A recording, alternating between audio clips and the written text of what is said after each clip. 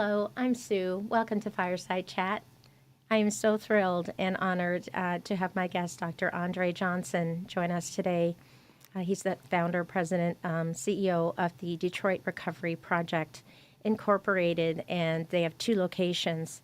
There's so much. This man leads an incredibly amazing, full life, and I want to talk about his work. So, welcome, Doctor. Thank you so much, Susan, for allowing me to be on your show and have this fireside chat this day. I'm excited. Me too. This is the best. Like I almost need a fire. Like I almost right. Like this is like we a might mess. have to get a fire extinguisher after Yeah, this is that's over true. with. That's Because I'm true. getting hot already. And it's the lights. The lights are really hot, but at least we can walk out and take a break. And like come back and do another show. Or another day. So Dr. Johnson has really dedicated so many years of his life to this work. He's consulted on behalf of the United States President Emergency Plan Against AIDS abroad to the Department of Ministry of Health in Dar es Salaam, Zanzibar, Tanzania. Dr. Johnson was appointed by Kathleen Sebelius, former U.S. Secretary of Health and Human Services, to serve a 3-year term as the National Advisory Council member for the Center for Substance Abuse Treatment and Substance Abuse Mental Health Service Administration. Dr. Johnson also taught addiction studies and mental health classes at Wayne County Community College. And amazingly, President Barack Obama recognized Dr. Johnson as the 2016 Champion of Change for Prevention, Treatment, and Recovery at the White House. So how did you find this path? This is amazing. That's a good question. It's such a pleasure to be here. The path found me, Sue. I'm so glad. Growing up in the city of Detroit and having my own personal experiences with drugs and alcohol during my teenage years, Yes. I was fortunate and blessed to turn the tides. And what I mean by that is I was able to go into treatment. I was able to participate in therapy. And it was like a light came on. And the light that came on for me after living a life of sobriety was, how can I make a living and how can I give back to others who may have had similar struggles or challenges in life. And so for me, 1988, I was 18 years old.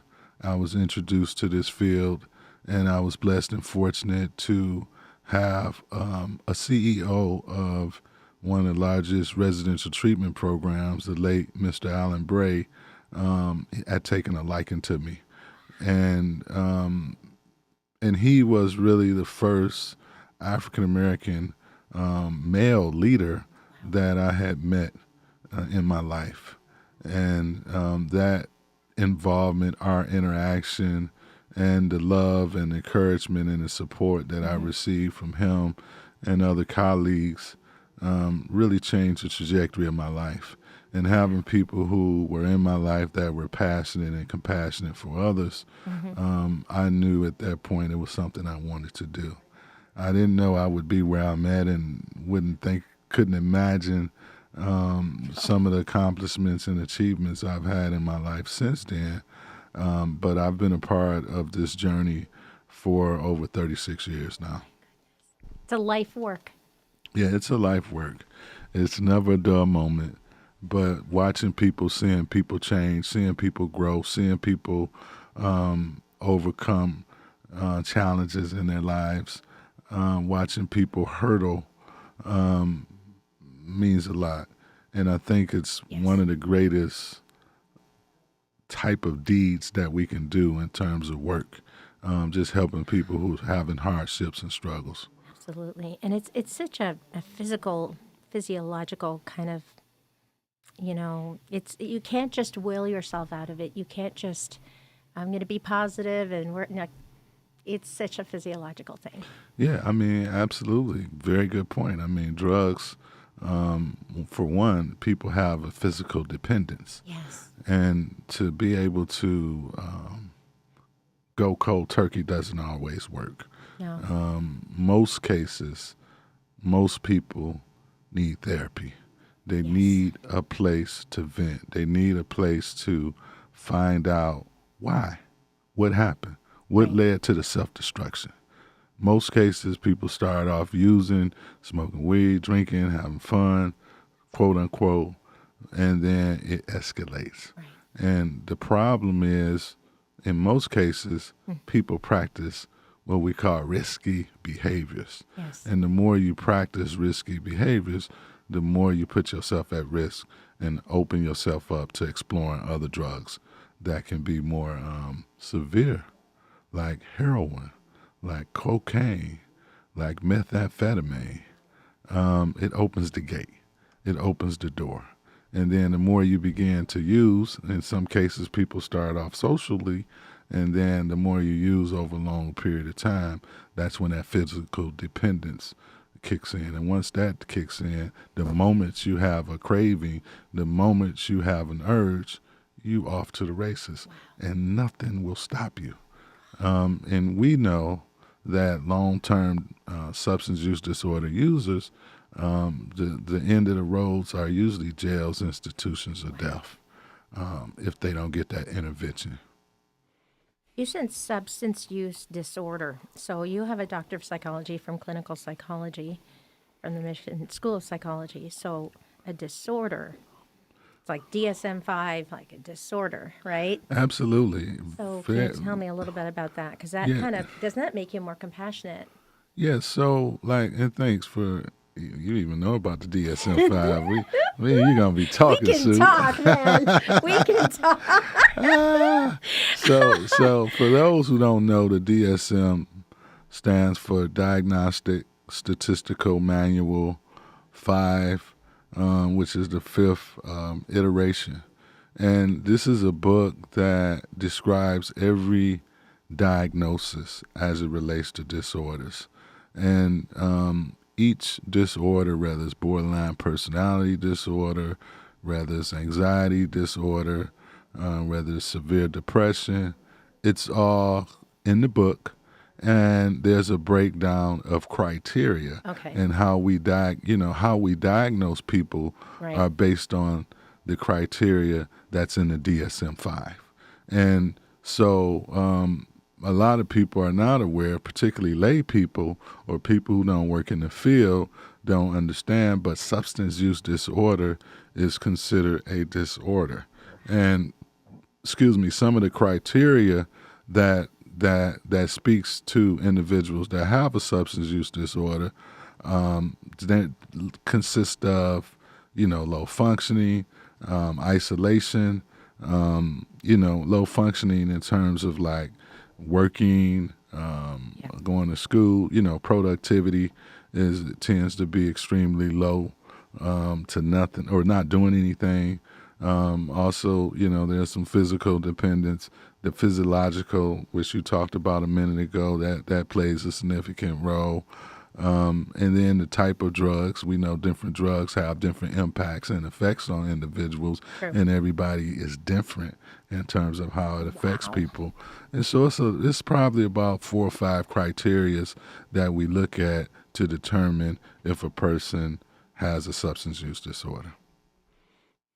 So did you have to defend a thesis and did you have to, yeah. What was your topic? For my doctorate degree, Yeah. I had to defend a dissertation. It's called dissertation defense, and which was very, very, very, very stressful. But my topic for my dissertation was I was examining to see if empathy and resiliency play a role in African American men looking to see how that plays a role in long-term recovery from drugs and alcohol. And so, yeah, empathy and resiliency. And those were two concepts that really resonated with me, Right. because I thought that it was very instrumental to my life early on. I mean, because I was at a fork in the road. prior to my trajectory changing. You know what I mean? Right, right. And so, I had dropped out of high school. I had a felony on my record. I had, people telling me I was going to be dead before I see 21. And so having people who brought empathy and brought compassion, like I said earlier, and genuine love, care, and concern, Mm-hmm. I was able to open up, understand why I made some of the poor choices I made in life. Sure. Yeah, because Through you're that. young when you're making these choices, and you don't see around corners when you're young. You don't Right. know what's going to happen, Exactly. but like we can maybe see around corners, but it takes a little while to get that kind of, I guess it's like insight. But I'm really grateful that you found, that his name was Alan, right? Yeah, Alan Bray. Yes. I'm really grateful you found him and that he believed in you, and then that you also believed in yourself, because that's also.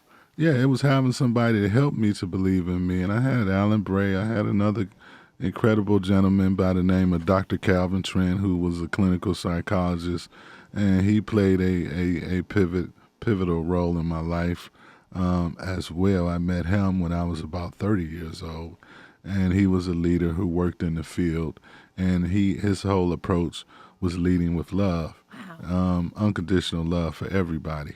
And so just having those type of men in my life really gave me not only an insight, but really taught me how to be a leader and taught me what I need to do in this space and how important it is to have men, because we know the numbers as it relates to men, black men incarcerated, black men high school dropout rate, and all the challenges that come with black men in our community. And this is not like the kind of work people always pursue. And so, Right. we need, it's a shortage of people in this space right now. It's a shortage of people in this field. And so I'm really happy to be a part of the solution and to be able to help others. Have you ever met Representative Donovan McKinney? I have not. I have not. I think it'd be really nice to have you and invite him to the show. Okay. Yeah, because I feel like, you know, you're comfortable with what you're doing, like you've established something. So it might be interesting to find out, like Let's present to him and say, let's make it happen. wouldn't Let's that be make it happen. nice? Yes. We'll do that. We'll totally do I that. would be honored.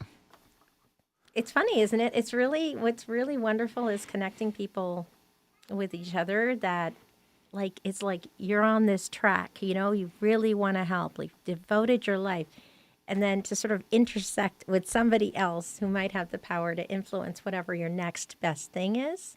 Yeah, I mean, in a way, that's what Dr. Trent had done for me. He was, I always call him the brain trust, because prior to starting in Detroit Recovery Project, he had challenged me. He said, "Hey, I want you to start this organization, and I'm going to give you $100,000 seed money to start a company and make a difference so that we can reduce relapse in the city of Detroit." Yeah, somebody just give you $100,000, and you should have saw my reaction. I was like, I'm rich. I was early 30s, and I was blown away. But I knew That's amazing. I had a huge responsibility to make a difference and to take that money and do the right thing. And we've evolved, and now we're a multi-million-dollar agency. And we started with 2-3 employees, and now we're up to 80 employees. And making a difference in the community, providing mental health services, providing substance use disorder services. Yes. We have a physical health team where we have primary care physician, nurse practitioners, psychiatrists, and it's a whole team approach to providing holistic care for citizens that reside in the city of Detroit In one place. in one place. So instead of you having to go to one facility to get mental health services or prescriptions for mental health services, or you need to go see a primary care doctor, because we know some places tend to be a little stigmatized towards our population. Yeah. And so our staff greet people in a very welcoming way, and making sure that people who come into our facilities are being treated with dignity and respect. God, that's so important. Yeah, this is an amazing mission. It really is. And I see that there's this beautiful book right here. Can you talk to me a little bit about this book because it's so Yes, interesting? absolutely. It's a book I started writing in 2017, and I was fortunate to finish writing and publishing the book just the end of last summer. It's called The Recovery Ecosystem, a holistic approach to recovery. There's a total of about 15 chapters. It's a very easy read, but it gives some examples of my interactions with people on that's been a part of my journey and my path.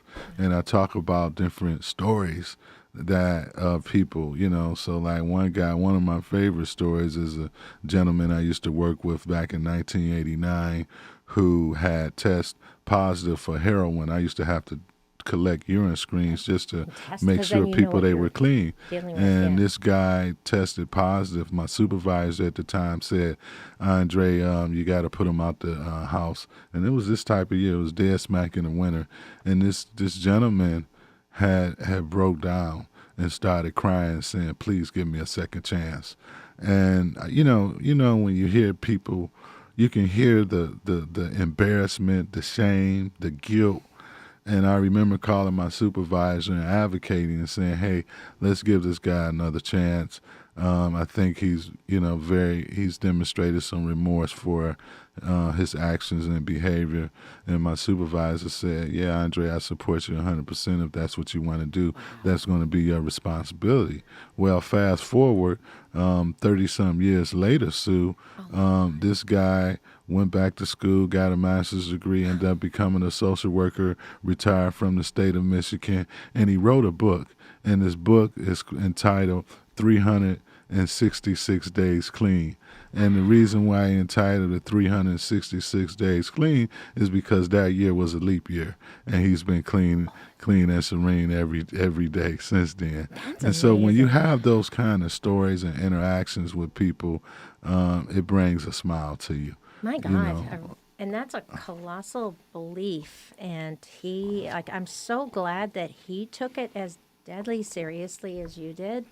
And you heard that, like, no, like, I have to do this now. Like, there's no other choice. I need help, right?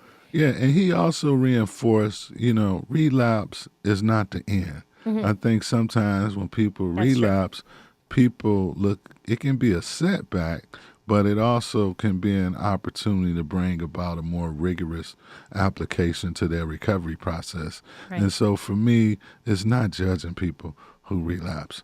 Relapse is not always a requirement, but it's a reality. And despite the relapse, we still want to create that safe space Yeah. to encourage people to do better. Because I think they feel bad enough themselves. Oh, that's another thing I found in my dissertation was embarrassment, shame, and guilt.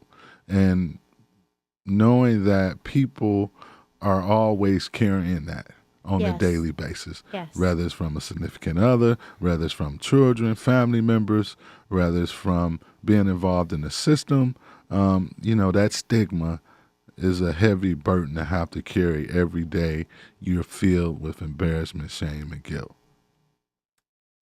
Dr. Brene Brown, sometimes she says really interesting things. She said, shame eats secrets for breakfast. I think that's an excellent point. It's like, I oh my mean, God. yeah, because it's brewing. It's something inside. It's something that someone has done that they're not necessarily proud of. And that brings about what? Embarrassment. Yeah. It's really, I think you have so much compassion, and I think it's amazing that you felt that compassion and that, a word like dignity, they may not have anything else but their dignity. That's right. And just a kind act of encouragement for somebody who's experiencing guilt, shame, or embarrassment can be that turning point. Just feeling human. Yeah. Because sometimes people don't feel human. No, especially in that whole kind of atmosphere, Yes. and people can judge you by looking at you or by like placing you in a certain category, and we don't help that. We just do this, and you don't, qualify or something. Like how many no's they might have received in their life, and it would be amazing to receive like a deep down yes that sees exactly where they've been, who they are right now, and still says yes, right? Absolutely. Very good point, Sue. You must have been like a therapist or a counselor or a social worker in your other life. It's so funny because I met this counselor, and I was like, okay, I'm going to tell you about some things that are like scaring me or whatever it is, and like halfway through that, he was like, let's look up the University of Walden University, literally, because he was like, let's see how much it is for you to become. So it's so crazy because right in the middle of this appointment where I was like, oh gosh, I get shy sometimes. Isn't that hilarious? So that's like the highest compliment he could have given me. And that's an extremely high compliment coming from you. Yes. I wonder if there's a way that I can look into it, because I feel like there's something that I can contribute. Yeah, no doubt about it. I mean, I can feel just the organic vibes you have as it relates to just caring concern for others. And that's a very important quality to have when working with people who are experiencing mental and physical hardships. And that's something we look for, because that's the energy people need when they are struggling. There's somebody bringing that positive spirit, somebody who's not judging them, somebody who knows how to bring that empathy into the room. Can I tell you something? Like, yes. I was working at a warming center, and I just kind of looked around the room, and I said, I told the pastor who was working there, I said, I really feel that truly great souls choose the hardest lives, like the hardest. And so we are surrounded by great souls. Amen. That's who you work every day. Amen. That's like I'm getting deep about like what that is. So I'm getting kind of deep. I can feel you, and it's okay to let it out and lean into it and feel what you feel. It's totally okay. And thank you for sharing it. I think we don't talk about this kind of stuff enough. It's easy to talk about other stuff, but this is, we're talking about souls. We're talking about healing. And we know a lot of people that needs healing, a lot of people that needs their souls, and their souls have been taken. We're talking about diseases that robs people spiritually. It takes away their dignity, because if they can't drive or they can't, do a job that pays enough to live on, like my God, like so many souls are just trying to make it through the day. Like, just give me a chance, right? Yes. And just thank God for you. Thank God for you. And I thank God for you and having this conversation. I mean, I'm like, this is not a conversation people like to talk about. No, but like, I think both of us really care about, like, this is how we can be in the world, and of all the people in the world that like deserve a second chance, like there's so many good people who do deserve a second chance. Absolutely. I mean, when you grow up in poverty, when you grow up in environments that's traumatized, right? When you grow up in environments that's drug infested, I mean, it really limits people's ability to really rise above those circumstances. And it's an intersection between poverty. It's an intersection between trauma and substances in people's communities. And, it robs people of opportunities. Some people think that, addiction is a moral issue. I mean, it's not. It's a disease. It's an illness. Yeah. And we've had so many people been misinformed about what this is. But I think that's why you've had the life you had, like your exact, precise, trajectory. You had to go through what you went through. You had to find someone who believed in you and saw something more than just who you were that day in that moment. Absolutely. And so I just really congratulate you for your courage and like not being afraid to say, you know what, let's do something. Yes, it's my calling. It's my calling. We all got a calling in life, and we got to find out what our callings are, and we got to honor our callings. We do. You It's know. kind of like one of those things where it bothers you and bothers you until you do something about it, right? It's like, like, come on, like just apply to that school and just, Yes. apply to the PhD program. And you know what? Like, Yes. and there's like this Be trying to willing, run from it, try to blow it off, be yeah, procrastinating, and doesn't go everything anywhere, right? is It still doesn't- there. And then you're like, okay. At some point, you're like, okay, all right, let me see what there is at the end of this, right? Embrace it. Yeah. So Embrace please it. come back, my God. Please Oh, I come would back. love to come And, back. This has been such a cool fireside chat. gosh, I think this is probably the deepest one I've ever. Thank you for allowing me to really be genuinely who I am.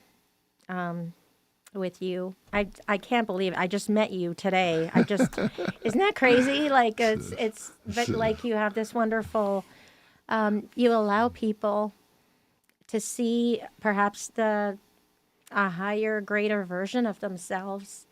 And sometimes like we have to see it because others don't see it in themselves. Like, you know what I'm saying? Alan and Dr.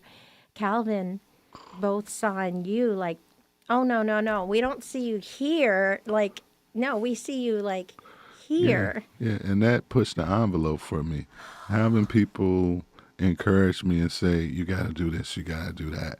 I remember when I had moved to Atlanta to go to Morehouse College, and I had these professors where there was an expectation that once you graduate, you have to be a leader. There's an expectation, nothing, no less. And I don't think we do enough of that in our community to say there's a leader in you. But you're a born leader, though. Like, I'm not a leader. I'm like this terrified person. Well, you are such a leader. I think you are what you tell yourself you are. I think you are a leader. You are a born leader. What you're doing right here is leadership, and real leaders lead, and you lead by doing something innovative like this fireside chat. And if you want to try to fake me out, you ain't gonna fake me out, Sue. You're like, girl. I see you, girl. You got this. You are doing it. You're doing what leaders do. You're doing something outside the box. This is outside the box. Like, Yes. I grew up shy, and I would never have guessed you grew up shy. Oh, But somehow that shyness has passed, and you are a natural speaker. we're gonna have some fun, aren't we? Gonna have And fun. you talk for a living. And yeah, I like to. Shy girl. Yeah, it's true. I know. You know what my kids say? My kids say, "Mom, you are not shy." That's how they say it with that tone. It's so yeah. funny. Yeah, they 'Cause don't. I'm They like, don't well, see that side in you. You know. Yeah, that's But we bring out in others, right? Yes. What they kind of maybe were destined to be. yes. And you know what? We're just getting started, Mr. Man. We're That's just getting right. started. That's right. And so, Yes. what a pleasure and an honor, Doctor. Thank you My so much. pleasure is yours. This has been an Please, incredible conversation. I would like to book, like, with your receptionist, I'd like to book, like, the next time we're coming to come on. Very good. But my God, thank you so much for watching. And I hope that you feel the hopefulness and the resilience and the empathy, all of those things in the work that the Recovery Project does. Now, your website is recovery4detroit.com. Yes. So please, you can go to the website, and what we'll do is, I think the next time we do a show, what we could do is we could show the website on screen. Okay. And you can walk us through it. Wonderful. All right. Yes. So but I thank would you for love your to do time. that. Would be. I think that'd be super fun because then people can really see like what is offered, Okay. what is possible, and then they can tell people that they know. They're like, oh my gosh, I know somebody who's not far from the East Side, Yes. location. cannot wait to spend time with you again. Thank you. Thank you. Have a great afternoon, and we'll talk soon. And we're definitely going to have a part 2. Yes. Thank you And so I'm gonna much. bring some Kleenex. Oh, because we're going to get them. Thank you, Doctor. God bless you. You pushed it in on me. Yeah, I know. It's like I didn't mean to, but you know what? Connection is connection. You were being present, and I think it's good to allow yourself to be present. It's good to allow yourself to be vulnerable, and it's liberating. Can I tell you something? Of course. So I was just thinking to myself, like, what should I do? What should I do? I don't